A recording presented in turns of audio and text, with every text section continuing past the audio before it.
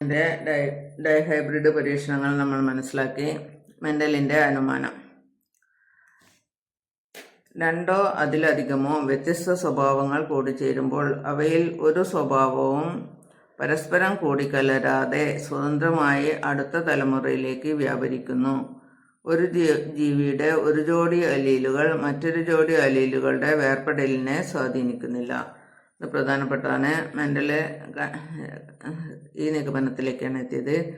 രണ്ടോ അതിലധികമോ വ്യത്യസ്ത സ്വഭാവങ്ങൾ കൂടിച്ചേരുമ്പോൾ അവയിൽ ഓരോ സ്വഭാവവും പരസ്പരം കൂടിക്കലരാതെ സ്വതന്ത്രമായി അടുത്ത തലമുറയിലേക്ക് വ്യാപരിക്കുന്നു. ഒരു ജീവിയുടെ ഒരു ജോഡി അലീലുകൾ മറ്റൊരു ജോഡി അലീലുകളുടെ വേർപെടലിനെ സ്വാധീനിക്കുന്നില്ല. മാതൃസസ്യങ്ങളിൽ കാണപ്പെടുന്ന സ്വഭാവങ്ങൾ രണ്ടാം തലമുറയിൽ കാണപ്പെടുന്നു. എന്തുകൊണ്ട്? അതിൻ്റെ ഉത്തരം നമ്മൾ നേരത്തെ പറഞ്ഞു കഴിഞ്ഞതാണ്.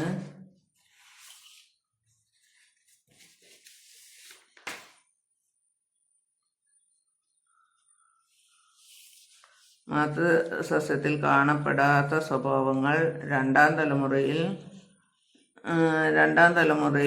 കാണപ്പെടുന്നു. എന്തുകൊണ്ട്? അതായത് ഒന്നാം തലമുറയിൽ കാണപ്പെടാത്ത സ്വഭാവങ്ങൾ രണ്ടാം തലമുറയിൽ പ്രത്യക്ഷപ്പെടുന്നുണ്ട്. എന്തുകൊണ്ട് എന്നാണ്. ഒരു സ്വഭാവത്തെ നിയന്ത്രിക്കുന്ന രണ്ട് ഘടകങ്ങളുണ്ട്, ക്യാപിറ്റൽ ആർ, സ്മോൾ ആർ. അതായത് ഉരുണ്ട വിത്ത് എന്നതിന് ക്യാപിറ്റൽ ആറുണ്ട്, സ്മോൾ ആറുണ്ട്. ബീജകോശങ്ങൾ ഉണ്ടാകുമ്പോൾ ഇവ പരസ്പരം കൂടിച്ചേരാതെ വേർപിരിയും. രണ്ടാം തലമുറയിൽ സന്താനങ്ങൾ ഉണ്ടാകുമ്പോൾ ചില സന്താനങ്ങൾക്ക് പിതാവിൽ നിന്ന് വരുന്ന സ്മോൾ ആർ ജീനും മാതാവിൽ നിന്ന് വരുന്ന സ്മോൾ ആർ ജീനും കിട്ടുന്നു. അതുകൊണ്ടാണ് രണ്ടാം തലമുറയിൽ ഗുപ്തഗുണം പ്രത്യക്ഷപ്പെട്ടത്. അതായത് ഒന്നാം തലമുറയിൽ ഗുപ്തമായി കിടക്കുന്ന ഗുണം രണ്ടാം തലമുറയിൽ പ്രത്യക്ഷപ്പെടാൻ ഇതാണ് കാരണം. ഈ കുട്ടി ചിന്തിക്കുന്ന സ്വഭാവങ്ങൾക്ക് പലപ്പോഴും രണ്ടിൽ കൂടുതൽ ഗുണങ്ങൾ കാണാറുണ്ടല്ലോ, എന്താകും കാരണം?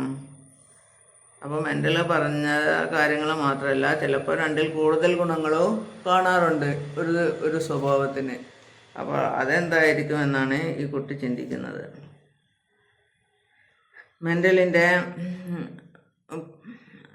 മെൻഡലിൻ്റെ നിയമങ്ങൾ ജനിതക ശാസ്ത്രത്തിൻ്റെ അടിത്തറയായിരുന്നു. എന്നാൽ ജീവികളുടെ സ്വഭാവ ഗുണങ്ങളുടെ വൈവിധ്യത്തെ പൂർണ്ണമായി വിശദീകരിക്കുവാൻ അതിന് കഴിഞ്ഞില്ല. ജീനുകൾ, പരിസ്ഥിതി, മറ്റ് ഘടകങ്ങൾ എന്നിവ തമ്മിലുള്ള സങ്കീർണമായ ഇടപെടലുകളെക്കുറിച്ചുള്ള പിൽക്കാല പഠനങ്ങൾ മെൻഡലിൻ്റെ നിയമങ്ങളുടെ ചില പരിമിതികൾ വെളിവാക്കി. ഇത് നോൺ മെൻഡേലിയൻ ഇൻഹെറിറ്റൻസ് എന്ന ആശയത്തിന് തുടക്കമിട്ടു. അതായത് മെൻഡലിൻ്റെ ഈ കണ്ടെത്തലുകൾക്ക് എല്ലാ ചോദ്യങ്ങൾക്കും ഉത്തരം പറയാൻ കഴിഞ്ഞിട്ടില്ല.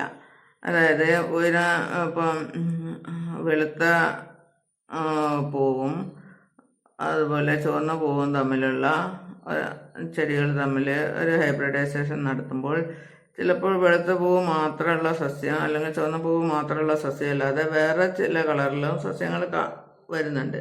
അതിനൊക്കെ എന്താണ് ഉത്തരമെന്ന് മെൻഡലിൻ്റെ കണ്ടെത്തലുകൾക്ക് അതിന് ഉത്തരം പറയാൻ പറ്റിയില്ല. സ്വഭാവങ്ങൾക്ക് പലപ്പോഴും രണ്ടിൽ കൂടുതൽ ഗുണങ്ങളുണ്ടാകുന്നുണ്ട്.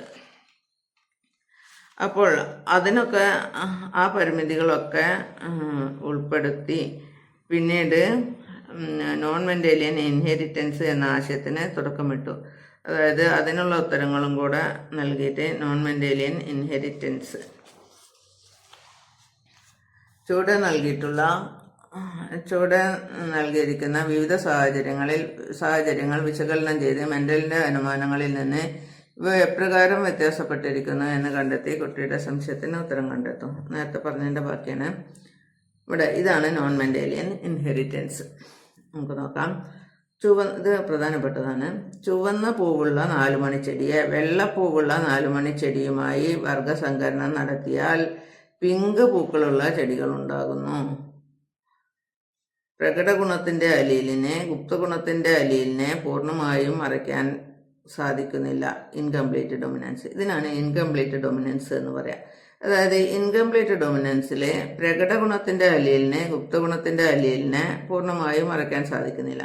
യഥാർത്ഥത്തിൽ ചുവന്ന പൂവുള്ള ഒരു 4 മണിച്ചെടിയെ വെള്ളപ്പൂവുള്ള 4 മണിച്ചെടിയുമായി വർഗസങ്കരണം നടത്തുമ്പോൾ അത് ഒന്നെങ്കിൽ ചുവന്ന പൂവുള്ള ഒരു ചെടിയായിട്ട് മാറണം.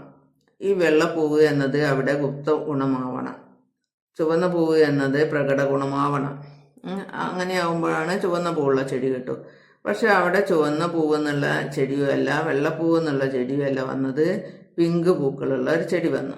അതായത് ഈ പിന്നെ ചുവന്ന പൂവ് എന്ന പ്രകട ഗുണത്തിന് ഈ പിന്നെ വെള്ളപ്പൂവ് എന്ന ഗുണത്തെ പൂർണ്ണമായും മറയ്ക്കാൻ പറ്റിയില്ല. ചുവന്ന പൂവ് എന്ന പ്രകട ഗുണത്തിന് വെള്ളപ്പൂവ് എന്ന ഗുപ്തഗുണത്തെ പൂർണ്ണമായും മറയ്ക്കാനോ അല്ലെങ്കിൽ ഈ ചുവന്ന പൂവിൻ്റെ ഡൊമിനൻസ് കാണിക്കാനോ പറ്റില്ല. പ്രകട ഗുണത്തിൻ്റെ അല്ലീലിനെ ഗുപ്തഗുണത്തിൻ്റെ അല്ലീലിനെ പൂർണ്ണമായും മറയ്ക്കാൻ കഴിയാത്ത ഒരു സ്ഥിതി.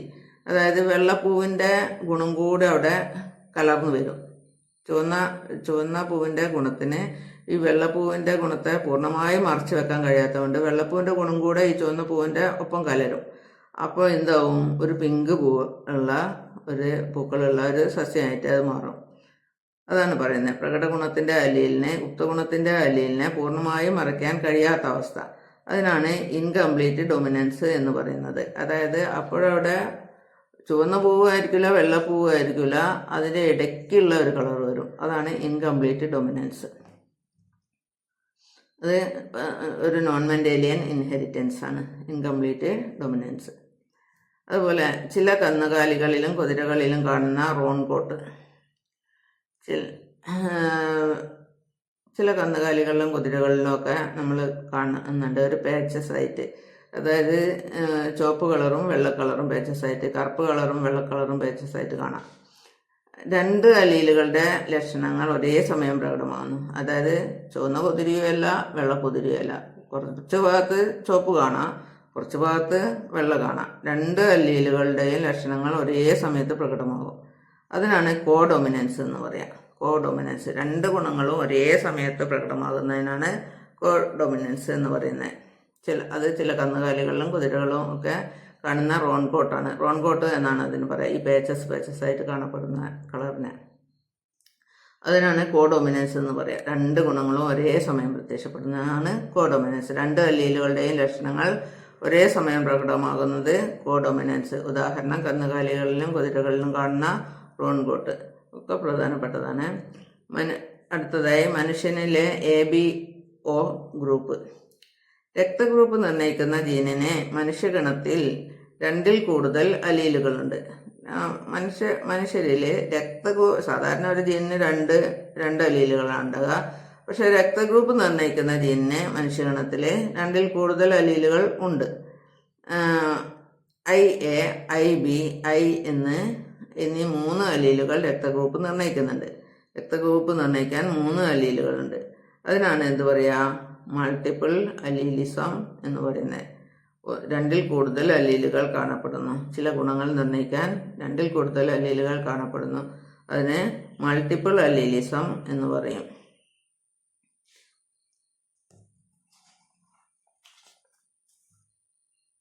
ത്വക്കിൻ്റെ നിറവ്യത്യാസം. ത്വക്കിൻ്റെ നിറത്തെ നിയന്ത്രിക്കുന്നത് ഒന്നിലധികം ജീനുകൾ ചേർന്നാണ്. ഇവയുടെ പ്രവർത്തന ഫലമായി മെലാനിൻ്റെ ഉൽപ്പാദനത്തിൽ ഉണ്ടാകുന്ന ഏറ്റക്കുറച്ചിൽ നിറവ്യത്യാസത്തിന് കാരണമാകുന്നു. ത്വക്കിൻ്റെ നിറം നിർണ്ണയിക്കുന്നത് ഒന്നിലധികം ജീനുകൾ ചേർന്നാണ്. ഒന്നിലധികം അലീലല്ല, ഒന്നിലധികം ജീനുകൾ തന്നെ ചേർന്നാണ് ത്വക്കിൻ്റെ നിറത്തെ നിയന്ത്രിക്കുന്നത്. അതിൻ്റെ ഫലമായി മെലാനിൻ്റെ ഉൽപ്പാദനത്തിൽ ഏറ്റക്കുറച്ചിലുകൾ ഉണ്ടാകും. അപ്പോൾ നിറവ്യത്യാസത്തിന് കാരണമാകും. ഇതാണ് പോളിജീനിക് ഇൻഹെറിറ്റൻസ്. പോളിജീനിക് ഇൻഹെറിറ്റൻസ് എന്ന് പറയുമ്പോൾ ഒന്നിലധികം ജീനുകൾ ഇൻഫ്ലുവൻസ് ചെയ്യും. ഒരു സ്വഭാവത്തെ നിയന്ത്രിക്കാൻ ഒന്നിലധികം ജീനുകൾ ഇൻഫ്ലുവൻസ് ഉണ്ടാകുന്നതാണ്. ഒന്നിലധികം ജീനുകളുടെ ഇൻഫ്ലുവൻസ് ഉണ്ടാകുന്നതാണ് പോളിജീനിക് ഇൻഹെറിറ്റൻസ്. എന്നാലും പ്രധാനപ്പെട്ടതാണ് നോൺ മെൻഡേലിയൻ ഇൻഹെറിറ്റൻസ്.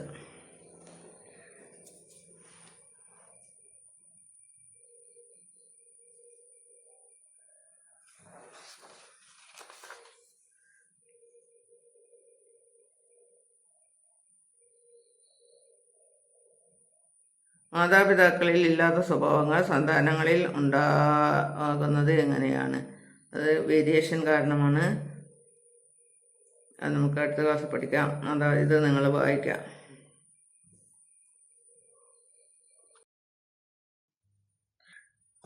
ഒന്നാം യൂണിറ്റിൻ്റെ അവസാന ഭാഗം എത്തിയിരിക്കുകയാണ്. വ്യതിയാനങ്ങൾക്ക് കാരണമായ ജനിതക പ്രക്രിയകൾ. അപ്പോൾ നമ്മൾ പഠിച്ചിട്ടുണ്ട് വ്യതിയാനം സംഭവിക്കുന്നുണ്ട് എന്ന്. ഹെറിഡിറ്റി സംഭവിക്കുന്നുണ്ട്, അതേസമയത്ത് വ്യതിയാനങ്ങളും സംഭവിക്കുന്നുണ്ട്. ഇതിനൊക്കെ കാരണം ജീനുകളാണ് എന്ന് പഠിച്ചിട്ടുണ്ട്. മാതാപിതാക്കളിൽ നിന്ന് കിട്ടുന്ന ജീനുകളാണ് ഹെറിഡിറ്റിക്കും വേരിയേഷനും കാരണം. വ്യതിയാനങ്ങൾക്ക് കാരണമായ ജനിതക പ്രക്രിയകളാണ് ക്രോസിംഗ് ഓവർ. വ്യതിയാനങ്ങൾക്ക് ഒരു കാരണം ക്രോസിംഗ് ഓവറാണ്. ലിംഗകോശങ്ങളുടെ രൂപപ്പെടലിന് കാരണമായ കോശവിഭജന രീതിയാണ് ഊനഭംഗം. ലിംഗകോശങ്ങളുടെ രൂപപ്പെടലിന് കാരണമായ കോശവിഭജന രീതിക്കാണ് ഊനഭംഗം അല്ലെങ്കിൽ മിയോസിസ് എന്ന് പറയുന്നത്. ഇതിൻ്റെ ആദ്യഘട്ടത്തിൽ നടക്കുന്ന ക്രോസിംഗ് ഓവർ എന്ന പ്രക്രിയയെക്കുറിച്ച് ചിത്രീകരണം 1:12 സൂചകങ്ങൾക്കനുസരിച്ച് വിശകലനം ചെയ്ത് ധാരണ കൈവരിക്കും. ഇവിടെയാണ് ഈ ക്രോസിംഗ് ഓവറാണ് ഈ ചിത്രം ഏതാണ്? ക്രോസിംഗ് ഓവറാണ്. ഇതിൽ ലിംഗകോശങ്ങളുടെ കോശവിഭജന രീതിയായ ഊനഭംഗം, ഇതിൻ്റെ ആദ്യഘട്ടത്തിൽ നടക്കുന്ന ക്രോസിംഗ് ഓവറാണ് ഇത്. അതായത്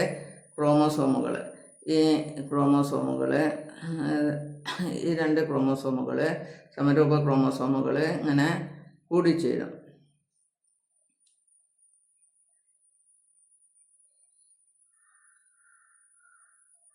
ഇവിടെ ഇങ്ങനെ ഈ ക്രോമോസോമുകൾ ഇങ്ങനെ കൂടിച്ചേരുന്ന സമയത്ത് ഇത് കൂടിച്ചേരുന്ന ഈ ഭാഗത്ത് മുറിഞ്ഞ് മറ്റേ ക്രോമോസോമിനോട് ചേരും.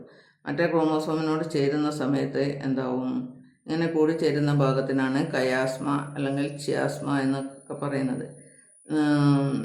ഈ കൂടിച്ചേരുന്ന ഭാഗം മുറിഞ്ഞ് മറ്റേ ക്രോമോസോമിനോട് ചേർന്ന് ജീനുകൾ പരസ്പരം കൈമാറുമ്പോൾ എന്താവും? അവിടെ എന്ത് സംഭവിക്കും? വ്യതിയാനം സംഭവിക്കും. ജീനുകൾ പരസ്പരം കൈമാറുന്നത് കൊണ്ടാണ് വ്യതിയാനം സംഭവിക്കുന്നത്. ഇവിടെ പറഞ്ഞിട്ടുണ്ട്, നമുക്കൊന്ന് വായിച്ചു നോക്കാം. സമരൂപ ക്രോമോസോമുകൾ. ഒരു ജീവിയുടെ മാതാപിതാക്കളിൽ നിന്ന് ലഭിക്കുന്ന സമാന ക്രോമോസോമുകൾ പരസ്പരം ജോഡി ചേരുന്നു.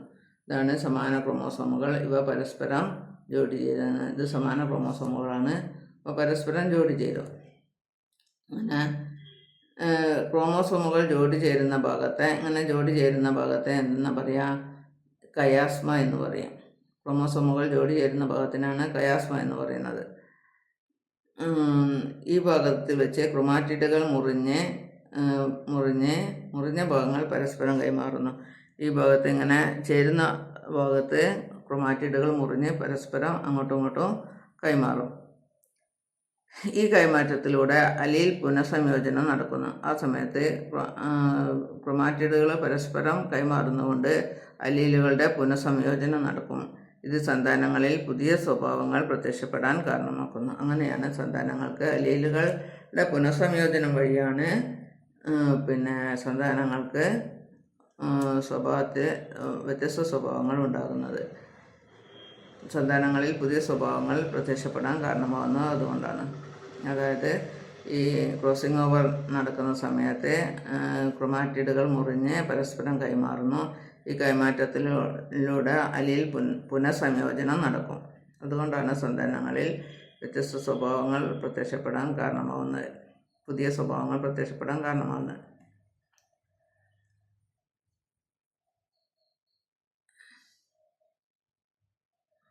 അപ്പോൾ ഈ ചിത്രം തന്നിട്ട് ഇത് ഏതാ പ്രക്രിയ എന്ന് ചോദിച്ചാൽ ക്രോസിംഗ് ഓവറാണ്.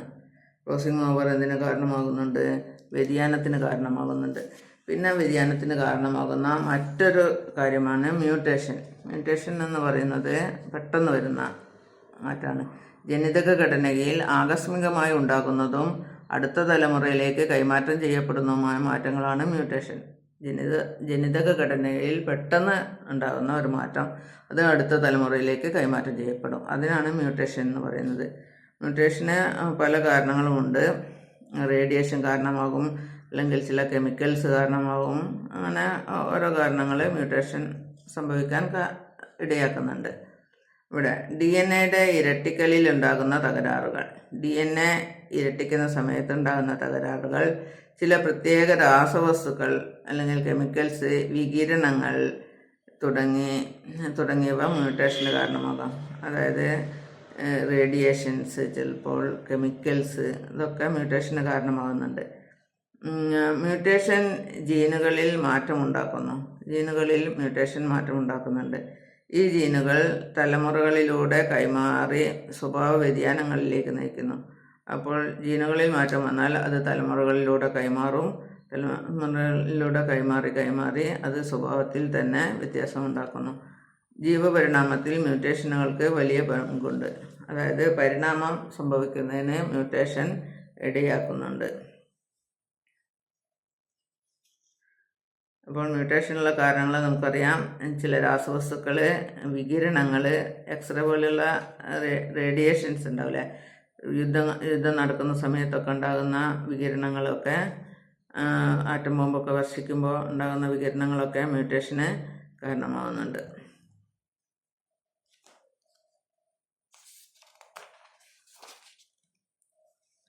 ജനിതകശാസ്ത്രം, തൊഴിൽ സാധ്യതകൾ, ഇതൊക്കെ വായിച്ചു നോക്കിയാൽ മതി. ഇവിടെ ഒരു ചോദ്യമുണ്ട്. ചിത്രീകരണം സൂചിപ്പിക്കുന്ന പ്രക്രിയ ഏതാണ്? ക്രോസിംഗ് ഓവറാണ്. ഏത് തരം കോശ വിഭജനത്തിലാണ് ഇത് സംഭവിക്കുന്നത്? ഊനഭംഗ സമയത്ത്, മിയോസിസ് നടക്കുമ്പോഴാണ് ഇത് സംഭവിക്കുന്നത്. ഈ പ്രക്രിയ ജീവികളിൽ വ്യതിയാനത്തിന് കാരണമാകുന്നത് എങ്ങനെ? സ്വരൂപ ക്രോമസോമുകൾ ജോഡി ചേരുമ്പോൾ ക്രൊമാറ്റിഡുകൾ മുറിഞ്ഞ് ജനിതക കൈമാറ്റം നടക്കുന്നു. ശേഷം അലീൽ പുനഃസംയോജനം നടക്കുകയും വ്യത്യസ്ത സ്വഭാവങ്ങൾ സന്താനങ്ങളിൽ ഉണ്ടാവുകയും ചെയ്യുന്നു. ഇവിടെ വേറെ ഒരു ചോദ്യമുണ്ട്.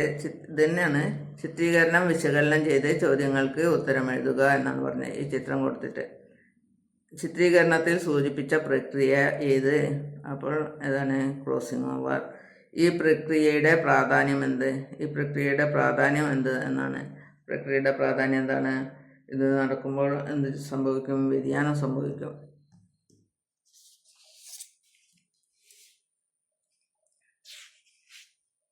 അപ്പോൾ ഈ അധ്യായം കഴിഞ്ഞിരിക്കുകയാണ്.